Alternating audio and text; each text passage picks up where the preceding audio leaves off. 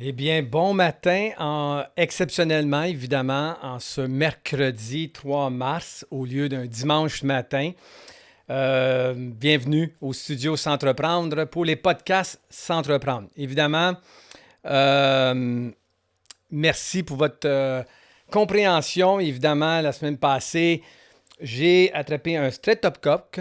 Donc, j'ai encore un peu de difficulté à le mentionner avec un peu de avec la bouche qui était très maganée, disons-le comme ça, pendant cette mésaventure d'une semaine. Donc, la streptocoque m'a empêché de faire le direct dimanche matin dernier, comme prévu. Donc, c'est pour ça qu'on se voit ce matin.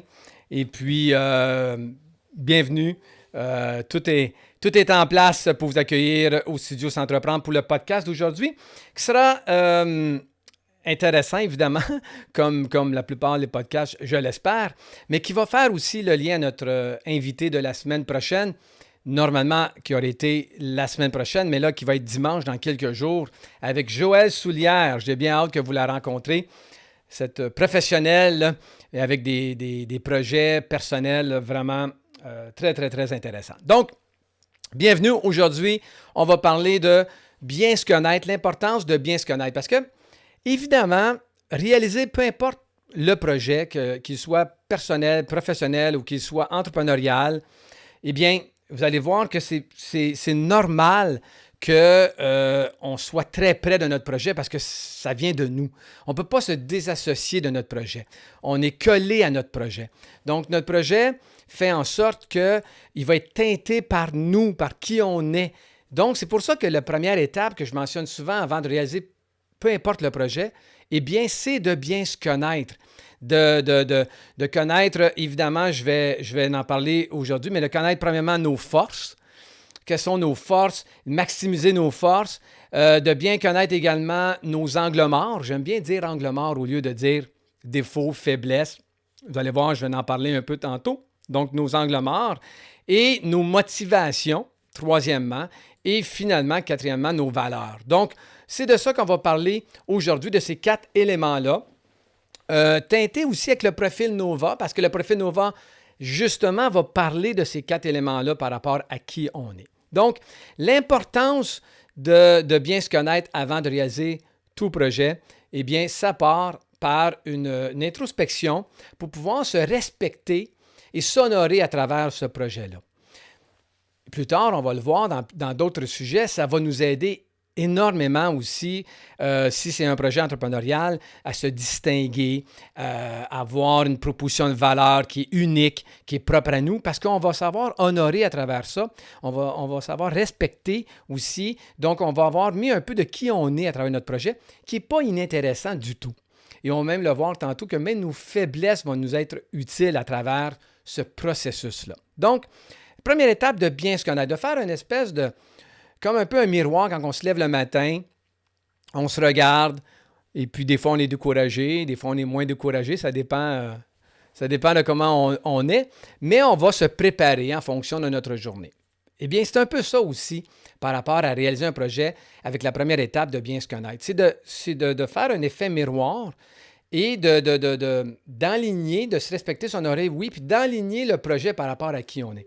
D'ailleurs, il y a des gens qui ont effectivement commenté, qui ont ajouté des commentaires, comme je l'ai demandé la semaine passée, par rapport au profil Nova. Il y a eu 3-4 personnes qui ont fait un commentaire. Je vais vous en lire 2 que j'ai pris en note. Donc, Myriam qui nous disait « Le profil Nova, très intéressant. Ça m'a permis de confirmer mon choix de partir à mon compte. » Donc, de réaliser ce projet-là.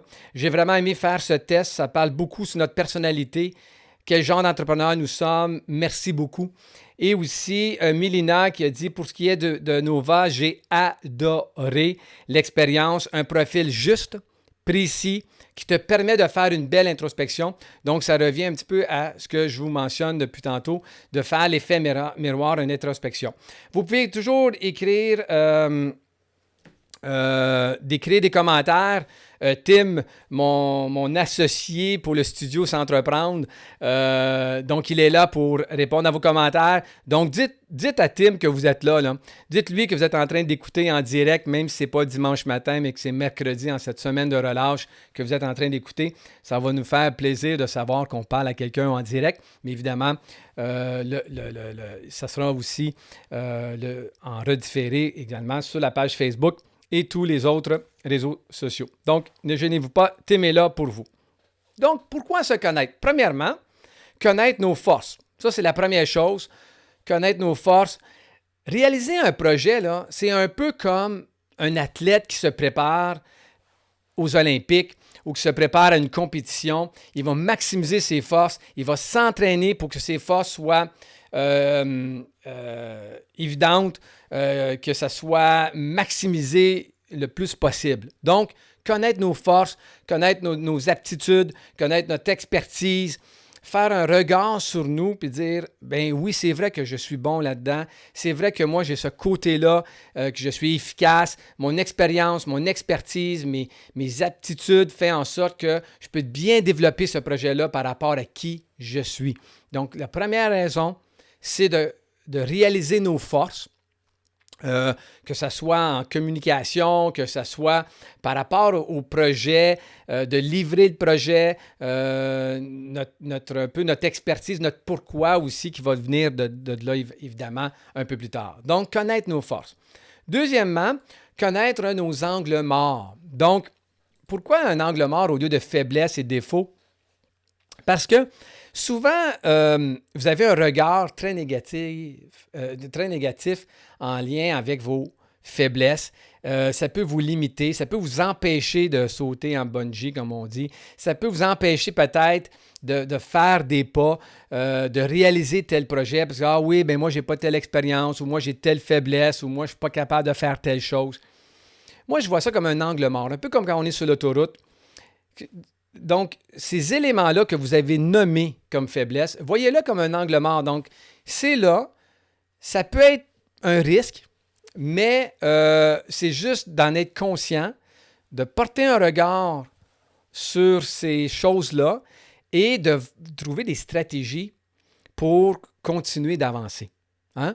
Un angle mort sur l'autoroute ne nous empêche pas d'avancer, nous empêche d'avoir des accidents. Nous empêche d'avoir des moments qui seraient malheureux. Donc, dans le fond, là, vos faiblesses, c'est un peu comme ça aussi. Vos manques, vos faiblesses, ça ne devrait pas vous empêcher d'avancer. Mais d'avoir un regard, puis de dire, oui, c'est vrai que j'ai telle faiblesse ou tel élément de moi que je ne suis pas aussi fort qu'un tel ou une telle personne, ou j'ai ce manque-là, bien, c'est juste d'en être conscient, ça peut juste vous empêcher d'avoir un accident. Donc, portez un regard. D'ailleurs, ça me fait penser, j'ai un livre qui s'appelle « On dirige comme on est » de Laurent Lapierre, qui est l'ancien recteur au HEC, qui a écrit un livre sur le leadership et de qui nous sommes et que justement, on ne peut pas se séparer de notre leadership. On ne peut pas se séparer. Quand on dirige, pour ceux d'ailleurs qui vont avoir un projet professionnel ou entrepreneurial, eh bien, on est le leader de ce projet-là. Et lui, il mentionne quelque chose que je trouve formidable. Lui, le leadership, c'est de rester nous-mêmes puis d'avoir du succès quand même. Et il nous parle de nos faiblesses. D'ailleurs, petite anecdote, j'ai assisté à une conférence de M. Laurent Lapierre qui écrit le livre « On dirige comme on est ». D'ailleurs, mon livre a été dédicacé. Et il nous a fait lever dans la salle lors de sa conférence. Il nous a fait lever un par un et on devait dire au micro un défaut qui nous est utile dans notre entreprise. Et ça, j'ai trouvé ça un peu cocasse et un peu particulier. J'étais content d'être assis derrière la salle. J'espérais que la pause, elle arrive avant de se rendre à moi. Hein. C'est un peu gênant de se lever et de dire au micro un défaut qui nous est utile. Puis je me souviens que j'avais raconté ça à ma conjointe. Elle dit, ben pourquoi? Tu as une belle liste de défauts à piger dedans. Tu as juste à prendre un défaut là-dedans et tu es correct. J'ai dit, je suis d'accord, chérie, mais c'est lequel que je dis au micro devant tout le monde? Et je me souviens, j'avais parlé de mon impatience. Donc, je suis quelqu'un un peu d'impatient dans la vie. Dans mon rôle d'enseignant et de coach, j'ai trouvé que j'ai réussi à développer une patience parce que je veux tellement aider les gens. Donc, j'ai trouvé une patience. Mais en dehors de ce contexte-là, c'est vrai que je suis un peu quelqu'un d'impatient. Par contre, est-ce que mon impatience m'a aidé à réaliser certains projets? Bien, la réponse est oui. C'est certain que ça ne m'a pas empêché, au contraire, ça m'a aidé à réaliser certains projets. Parce qu'au lieu de procrastiner, ça m'a gardé dans l'action, je ne voulais pas attendre. Oui, je me suis pété le nez un peu, on a trébuché un peu, mais on a surtout avancé. Parce que des échecs, on apprend, ça nous fait qu'on se relève, on se retrousse les manches. Et c'est ça, réaliser des projets. Réaliser un projet, c'est pas que tout est parfait. Réaliser un projet, c'est justement des fois de surmonter certains échecs ou certaines difficultés. C'est ça aussi de réaliser un projet. C'est pour ça qu'on dit de réaliser un projet. C'est que c'est pas quelque chose on n'a pas gratté un projet comme à la loto, là. Hein? J'appelle ça des fois des entrepreneurs casinos qui mettent 25 cents dans la slot machine puis qui espèrent d'avoir 3-7. C'est pas ça de réaliser un projet. C'est de se tromper, d'explorer, de se relever, de réaliser qu'on a des manques, de réaliser qu'on a certaines faiblesses, qu'on a beaucoup de force, comme on l'a mentionné, mais aussi qu'on a des angles morts, qu'on a ces éléments-là que si on ne fait pas attention, oui, ça pourrait nous nuire, puis oui, ça pourrait faire en sorte qu'on se pète le nez ou qu'on se trompe un peu. Mais ce n'est pas supposé de nous arrêter. Donc, même dans le domaine artistique, on le voit beaucoup. Hein? Souvent, on va dire que les gens qui vont écrire une belle chanson d'amour, c'est souvent les gens qui ont vécu une peine d'amour. Hein? Donc, les faiblesses, nos manques, je ne veux pas que vous les voyiez comme un frein à réaliser un projet, mais au contraire, que ça puisse vous nourrir.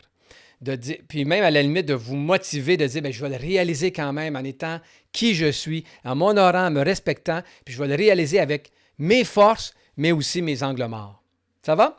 Troisièmement, une raison pourquoi de bien se connaître, c'est de découvrir nos motivations. Qu'est-ce qui nous motive à faire les choses? De faire les choses pour les bonnes raisons, qui est nos motivations. Qu'est-ce qui nous motive? En anglais, on dit un purpose, ou la motivation, oui, motivation, mais qu'est-ce qui va devenir notre pourquoi? Notre motivation de faire les choses. Pourquoi on veut faire les choses? Pourquoi on veut réaliser tel ou tel projet? Qu'est-ce qui nous motive derrière ça? J'ai lu un livre dernièrement qui est très, très bien, qui s'appelle Limitless. Je vous le montre ici. Limitless, illimité, donc nous aider à réaliser, oui, des projets, d'aller plus loin, d'apprendre plus vite, que notre cerveau puisse avoir notre plein potentiel de tout ce qu'on peut faire. C'est un livre formidable et puis j'aime beaucoup, beaucoup cette définition de motivation. Lui, la motivation, pour lui, en anglais, c'est purpose multiplié par energy, multiplié par S3, qui est small, simple step. Donc, moi, je l'ai traduit par une motivation, c'est notre but multiplié par notre énergie qu'on va mettre et les petites actions. Donc, ce qui est important, c'est faire quelque chose à tous les jours qui vous rapproche de votre but, de réaliser tel projet. C'est pas de faire des grandes actions, puis beaucoup de choses tout d'un coup. C'est des petites actions, petit par petit, pas par pas. C'est ça qui fait qu'on réalise des projets. Une autre conférence que j'ai assistée qui m'a beaucoup, beaucoup motivé, inspiré, c'est la motivation de Bruni Surin, que vous connaissez probablement tous. Bruni Surin, un ancien sprinteur olympique qui a gagné médaille d'or à Atlanta, si je ne me trompe pas. Et puis, dans sa conférence, c'était incroyable parce qu'il nous a raconté le parcours de sa vie lorsqu'il était tout jeune, à Saint-Michel, une mère monoparentale, pas beaucoup d'argent, pratiquement pauvre même.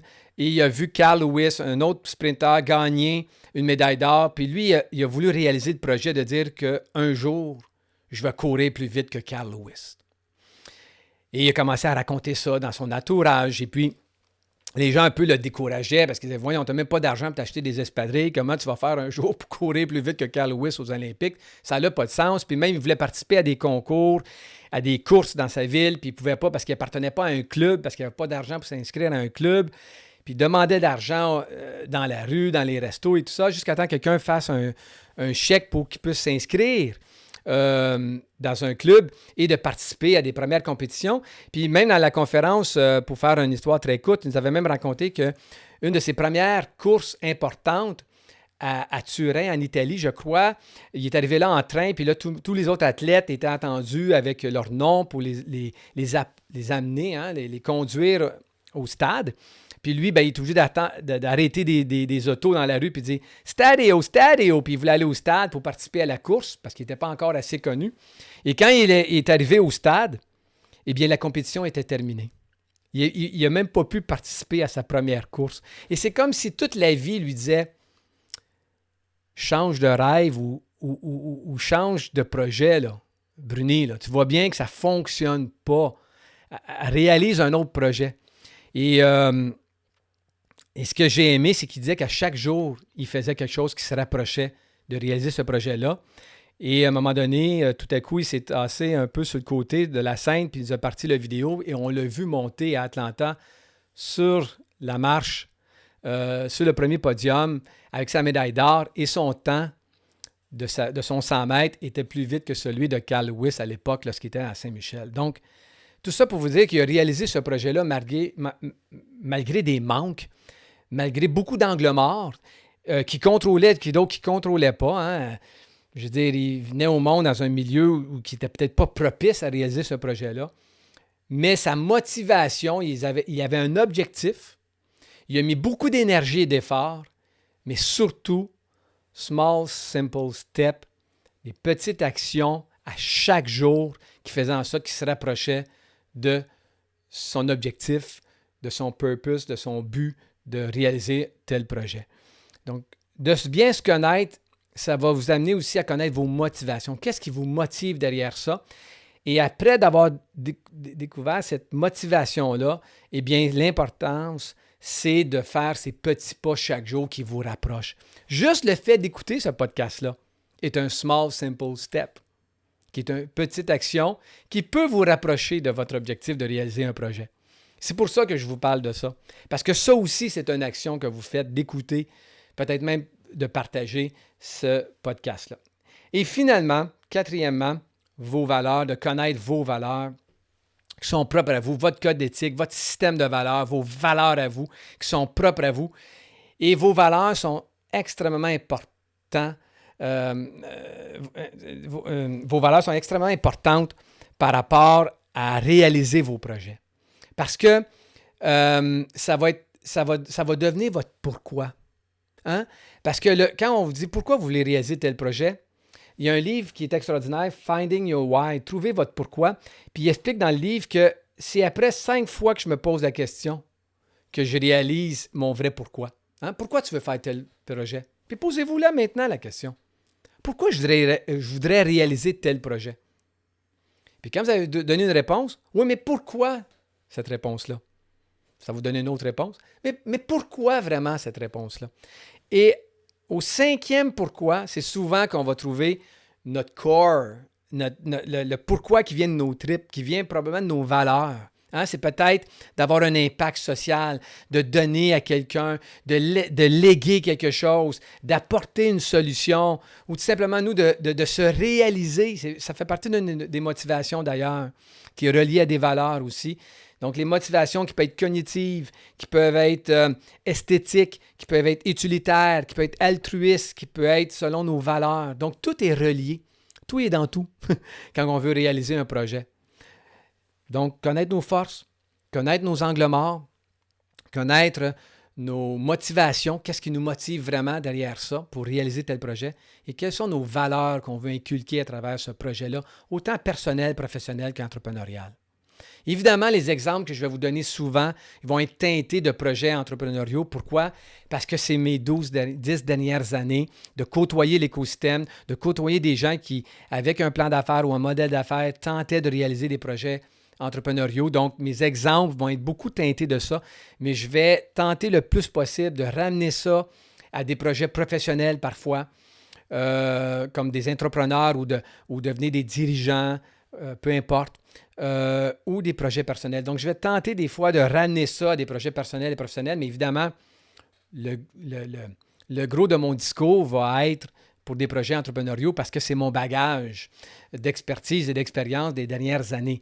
Mais c'est applicable. Je vous dis, c'est applicable à tout projet. Ces principes-là qu'on va voir durant les prochaines semaines, podcast après podcast, vous allez voir, il y a une adéquation qui se fait autant pour un projet personnel que professionnel qu'un projet entrepreneurial. Donc, le profil Nova aide énormément à ça. Je vous ai dit que j'avais une belle surprise pour le mois de mars. Donc, je vous l'ai dit, puis par la suite, je termine en vous invitant au podcast de dimanche, qui sera une entrevue. Donc, la surprise est la suivante. Parmi tous ceux qui vont avoir aimé le podcast d'aujourd'hui, de dimanche et tous les podcasts du mois de mars et qui auront partagé dans leur réseau les podcasts, eh bien, parmi tous ces gens-là, je vais faire tirer, je vais donner un profil Nova à une de ces personnes-là. Donc, parmi tous ceux qui vont avoir aimé les podcasts et partagé, commenté aussi, donc aimer, commenter et partager les podcasts du mois de mars. Donc, celui-ci, celui qui va être dimanche prochain avec l'entrevue de Joël Soulière et tous les autres du mois de mars, parmi tous ceux qui vont avoir aimé, commenté et partagé ces podcasts-là, eh bien, je vais donner gratuitement un profil Nova parmi tous ces gens-là. Donc, c'est une valeur environ entre 300 et 500 $. Donc, c'est le profil avec une rencontre d'1 heure personnelle avec moi, une rencontre individuelle avec moi d'1 heure où on va faire l'analyse de votre profil Nova. Donc, on va voir votre naturel, on va voir votre adapté, on va voir vos motivations et aussi votre style aussi cognitif et tout ça, et votre style de leadership si jamais c'est un projet entrepreneurial que vous avez en tête. Donc, c'est un très beau cadeau. Donc, j'avais hâte de vous le dire. Donc, c'est là. Et dimanche prochain, ça ne sera pas en direct. C'est une entrevue. Joël n'était pas disponible dimanche matin. Donc, je vais l'enregistrer dans les prochains jours, cette entrevue-là, que je vais mettre dimanche matin à 10h30. Je vais peut-être faire un petit direct pour préparer ou pour présenter cette entrevue-là. Mais dimanche prochain, ça sera l'entrevue avec Joël Soulière. Je vous dis, vous ne pouvez pas manquer ça. Elle est tellement inspirante. C'est une professionnelle, une optométriste, qui a suivi le co-lancement des entreprises pour partir sa propre clinique d'optométrie. Mais elle a des projets personnels entremêlés avec tout ça. Puis je vous dis, on va essayer de vous montrer des photos, des vidéos de ce qu'elle fait. Avec ses valeurs, évidemment. Et vous allez voir à quel point ses projets sont alignés avec qui elle est. C'est incroyable. Donc, ça n'a pas manqué. Joël Soulière, dimanche matin qui s'en vient. Donc, le 7 mars, la fête de ma maman, encore une fois. Donc, merci beaucoup à tout le monde d'avoir été là. Tim, je ne sais pas comment ça a été. Je sais que tu m'as écrit qu'il y a des gens qui sont là. Il y a des gens qui nous disent bon matin. Il y a des gens qui nous disent bonjour. Donc, merci d'être là, merci d'être à l'écoute. J'espère que ça vous a motivé un peu aussi ce matin et surtout vous encourager de bien vous connaître avant même de réaliser tous les projets, de prendre le temps d'avoir une introspection, puis d'être honnête avec vous, puis de ne pas avoir peur de vos faiblesses ou de vos manques. Au contraire, ils vont être beaucoup plus utiles que le contraire. C'est juste d'en être conscient, un peu comme un angle mort, de le regarder. Donc, vos forces, vos angles morts, vos motivations. Pourquoi vous voulez réaliser ce projet-là? Qu'est-ce qui vous motive derrière ça? Avec des petites actions qui vont vous donner de l'énergie. Donc, des petites actions et aussi, finalement, vos valeurs. Soyez pas gênés de vos valeurs. C'est ce qui va vous distinguer. C'est ce qui va vous rendre unique. C'est ce qui va faire en sorte que les gens vont vous suivre. Hein? On veut suivre des leaders qui sont authentiques, qui sont près de leurs valeurs. Oui, l'expertise... c'est quelque chose d'important, la connaissance et tout ça. Mais les gens qui ont des valeurs, des gens qui sont authentiques, des gens qui sont vrais, on veut suivre ces gens-là. Et encore plus aujourd'hui. Donc, on va en parler aussi dans les prochaines semaines après l'entrevue de dimanche prochain avec Joël Soulière. Donc, c'était Éric Gauthier au studio S'entreprendre pour les podcasts S'entreprendre. Et j'espère qu'on va prendre le temps entre nous, hein? Donc, entre nous, le trait d'union est très important dans S'entreprendre. N'oubliez-les pas. Hein? Entreprendre, il y a un trait d'union. Pourquoi? Parce que ce trait d'union-là, c'est pour qu'on puisse prendre le temps entre nous de partager et d'échanger afin de réaliser un paquet de projets, autant personnels, professionnels qu'entrepreneuriaux. Je vous dis à dimanche tout le monde avec mon invité Joël Soulière. Bonne semaine de relâche, profitez-en et à très bientôt. Au revoir.